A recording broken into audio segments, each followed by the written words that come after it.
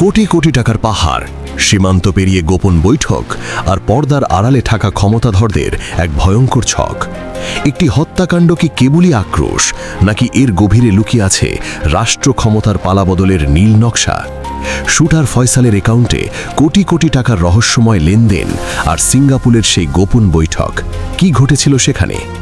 আওয়ামী লীগের হেভিওয়েট নেতাদের সাথে বিএনপি নেতা মির্জা আব্বাসের নাম কেন একই সমীকরণে? গোয়েন্দা তথ্যে উঠে আসা 218 কোটির চেক আর দুবাই কলকাতার সেই গোপন আস্তানা এখন টক অফ দ্য কান্ট্রি। নির্বাচনের ঠিক 36 দিন আগে কেন অস্থির হয়ে উঠছে সীমান্ত আর রাজপথ?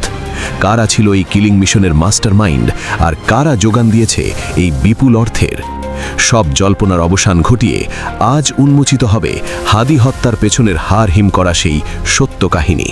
হাদি হত্যার তদন্তে নামতেই বেরিয়ে আসছে একের পর এক রাঘব বোয়ালের নাম, যা পুরো দেশকে নাড়িয়ে দিয়েছে। তদন্তকারীদের দাবি, গত 6 মাস ধরে অত্যন্ত সুপরিকল্পিতভাবে এই হত্যাকাণ্ডের ছক তৈরি করা হয়েছিল। রিমান্ডে থাকা নেতাদের কাছ থেকে পাওয়া তথ্যগুলো এখন গোয়েন্দা সংস্থার প্রধান অস্ত্র হয়ে দাঁড়িয়েছে। প্রাথমিক জিজ্ঞাসাবাদে বেরিয়ে এসেছে এক অদ্ভুত লুকোচুরির গল্প, যেখানে প্রশাসন আর রাজনীতি মিলেমিশে একাকার। কেবল একজন শুটার নয়, এই মিশনের পেছনে কাজ করেছে দেশি ও বিদেশি একাধিক প্রভাবশালী সিন্ডিকেট। এখন প্রশ্ন উঠছে, বিরোধী শিবিরের নেতার সাথে প্রশাসনের ভিতরের কারো কোনো গোপন সমঝোতা ছিল কিনা?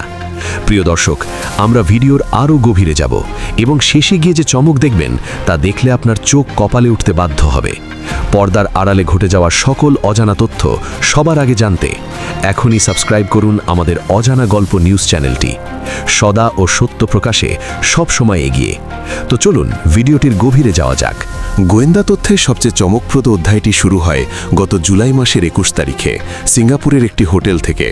শুটার ফয়সাল সিঙ্গাপুর গিয়ে মালয়েশিয়া সীমান্তের কাছে 4 জন প্রভাবশালী নেতার সাথে রুদ্ধদ্বার বৈঠক করেন।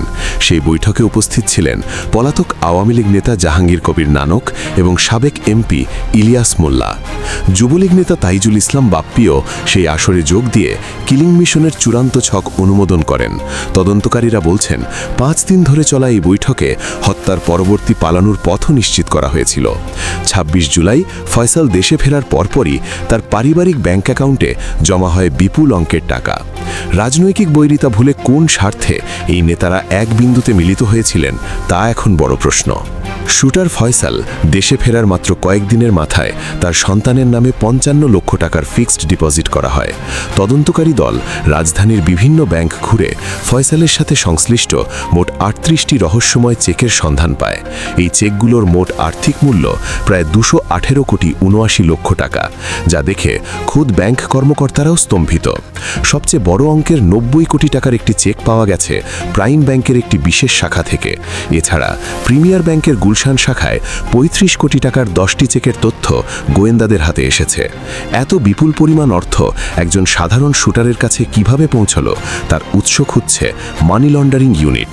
ব্যাংক ম্যানেজাররা ক্যামেরার সামনে কথা বলতে রাজি না হওয়ায় রহস্যের ডালপালা আরও ঘনীভূত হচ্ছে। অনুসন্ধানী টিম যখন চেক প্রদানকারী প্রতিষ্ঠানগুলোর ঠিকানায় পৌঁছায়, তখন বেরিয়ে আসে আরও বড় জালিয়াতি। রেনেসা ইন্টারন্যাশনাল এবং ড্রিম ইনফিনিটির মতো প্রতিষ্ঠানগুলো থেকে ফয়সালকে 172 কোটি টাকা দেওয়া হয়েছে। বারিধারা ডিওএইচএস এলাকায় ড্রিম ইনফিনিটির ঠিকানায় গিয়ে দেখা যায় সেখানে এমন কোনো অফিসেরই অস্তিত্ব নেই।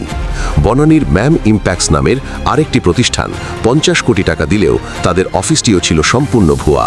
হিন্দি রোডের চিষ্টি টেক নামের একটি কোম্পানি 4 বছর আগেই তাদের ব্যবসা গুটিয়ে এলাকা ছেড়েছে। অর্থাৎ অত্যন্ত চতুরতার সাথে কাগজে বা শেল কোম্পানি ব্যবহার করে এই হত্যার অর্থের যোগান দেওয়া হয়েছে। 7টি ভুয়া প্রতিষ্ঠান ছাড়াও 6 জন অজ্ঞাত ব্যক্তি ব্যক্তিগতভাবে কোটি কোটি টাকা ফয়সালকে প্রদান করেছে। হত্যাকাণ্ড ঘটানোর পর অপরাধীরা যাতে অনায়াসেই সীমান্ত পার হতে পারে, তার পূর্ণ দায়িত্ব ছিল আমিরুল ইসলামের। আমিরুল ইসলাম হলেন বিতর্কিত যুবলীগ নেতা তাইজুল ইসলাম বাপ্পির আপন ভগ্নিপতি ও প্রধান সহযোগী। গোয়েন্দা রিপোর্ট বলছে, দালাল ফিলিপের সহায়তায় হালুয়াঘাট সীমান্ত ব্যবহার করে ভারতে পাড়ি দেয় খুনিরা। হত্যার রাতেই ফয়সাল ও আলমগীর অত্যন্ত গোপনীয়তার সাথে সীমান্ত অতিক্রম করে নিরাপদ আশ্রয়ে চলে যায়। এই পালানোর পথ তৈরি করতে মিরপুর ও রূপনগর এলাকার স্থানীয় কিছু প্রভাবশালী ব্যক্তি সরাসরি কাজ করেছে। বর্তমানে আমিনুল গ্রেপ্তার থাকলেও বাপ্পির অবস্থান নিয়ে শুরু হয়েছে এক নতুন আন্তর্জাতিক লুকোচুরি। যুবলীগ নেতা বাপ্পির অবস্থান শনাক্ত করতে গিয়ে জানা যায় তিনি দীর্ঘদিন ধরে কলকাতার একটি ফ্ল্যাটে আত্মগোপনে আছেন। কলকাতার রাজারহাট এলাকার একটি 4তলা ভবনের নিচতলায় তিনি অত্যন্ত সতর্কতার সাথে বসবাস করছেন। সেখানে তার সাথে আওয়ামী লীগের আরও 4-5 জন সক্রিয় কর্মী রয়েছেন, যাদের বিরুদ্ধে একাধিক মামলা রয়েছে। অনুসন্ধানে দেখা যায় তারা সেখানে নিজেদের পরিচয় লুকিয়ে পুলিশ বা প্রশাসনের লোক হিসেবে পরিচয় দিচ্ছেন। সেই আস্তানায় উজ্জ্বল, সাজেদুল এবং ওমরের মতো যুবলীগ নেতাদের উপস্থিতিও নিশ্চিত হওয়া গেছে। বাপ্পি সেখানে অবস্থান করলেও সরাসরি কারো সামনে আসছেন না এবং অত্যন্ত সুরক্ষিত যোগাযোগ মাধ্যম ব্যবহার করছেন। হত্যাকাণ্ডের পরদিন র্যাব সদস্যরা শুটার ফয়সালের বোনের বাসার পাশের একটি পরিত্যক্ত স্থানে অভিযান চালায়। সিসিটিভি ফুটেজে দেখা গেছে ফয়সাল তার মাকে নিয়ে সেখানে কিছু একটা হন্যে হয়ে খুঁজছিলেন। সেই স্থান থেকে র্যাব বেশ কিছু তাজা গুলি উদ্ধার করে, যা হাতি হত্যায় ব্যবহৃত গুলির সাথে হুবহু মিলে যায়। ওই বাসা থেকেই উদ্ধার করা হয় কোটি কোটি টাকার সেই রহস্যময় ব্যাংক চেক ও বিভিন্ন দলিলাদি। এই আলামতগুলো প্রমাণ করে যে হত্যাকাণ্ডটি কোনো তাৎক্ষণিক ঘটনা ছিল না, বরং এটি ছিল পেশাদার কাজ। গুলি ও চেকের এই সমন্বয় প্রমাণ করে যে খুনিদের পেছনে ছিল বিশাল এক আর্থিক ও অস্ত্রধারী শক্তির মদদ। মিরপুর ও রূপনগর এলাকায় বাপ্পি ছিলেন সাবেক এমপি ইলিয়াস মোল্লার অত্যন্ত ঘনিষ্ঠ ও বিশ্বস্ত সহচর। এরই নির্দেশে ওই এলাকায় যুবলীগের সকল গোপন অপারেশন ও টেন্ডারবাজি নিয়ন্ত্রিত হতো। বাপ্পির ছোট ভাই নিশ্চিত করেছেন যে বাপ্পি সর্বশেষ দুবাইয়ে ছিলেন এবং বর্তমানে তিনি ধরাছোঁয়ার বাইরে। তদন্তকারীরা মনে করছেন বাপ্পি গ্রেফতার হলে এই হত্যার পেছনের আসল মোটিভ পানির মতো পরিষ্কার হয়ে যাবে। তাকে দেশে ফেরানোর জন্য ইন্টারপোলের সাহায্য নেওয়ার কথা ভাবছে অন্তর্বর্তীকালীন সরকার। 218 কোটি টাকার এই বিশাল লেনদেন এখন সিআইডির মানি লন্ডারিং ইউনিটের প্রধান মাথা ব্যথার কারণ। সিআইডি প্রধান জানিয়েছেন এই বিপুল পরিমাণ অর্থ কেবল একজন ব্যক্তিকে হত্যার জন্য দেওয়া হয়নি। এর পেছনে আরও বড় কোনো নাশকতামূলক পরিকল্পনা বা রাষ্ট্রবিরোধী মিশন ছিল কিনা তা খতিয়ে দেখা হচ্ছে। ইতোমধ্যেই 11টি ব্যাংকের সংশ্লিষ্ট হিসাবগুলো ফ্রিজ করার জন্য বাংলাদেশ ব্যাংকে চিঠি দেওয়া হয়েছে। কোনো সাধারণ অপরাধীর পক্ষে এত বড় অঙ্কের লেনদেন করা অসম্ভব বলে মনে করছেন বিশেষজ্ঞরা।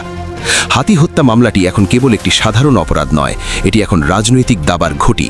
মির্জা আব্বাসের তথ্য এবং আওয়ামী লীগ নেতাদের সম্পৃক্ততা দেশের রাজনীতিতে নতুন মেরুকরণ তৈরি করেছে। 218 কোটি টাকার এই রহস্যময় লেনদেনের শেষ কোথায় এবং কারা এর প্রকৃত সুবিধাভোগী তা সময় বলে দেবে। আইনের হাত সবার দিকেই প্রসারিত হচ্ছে।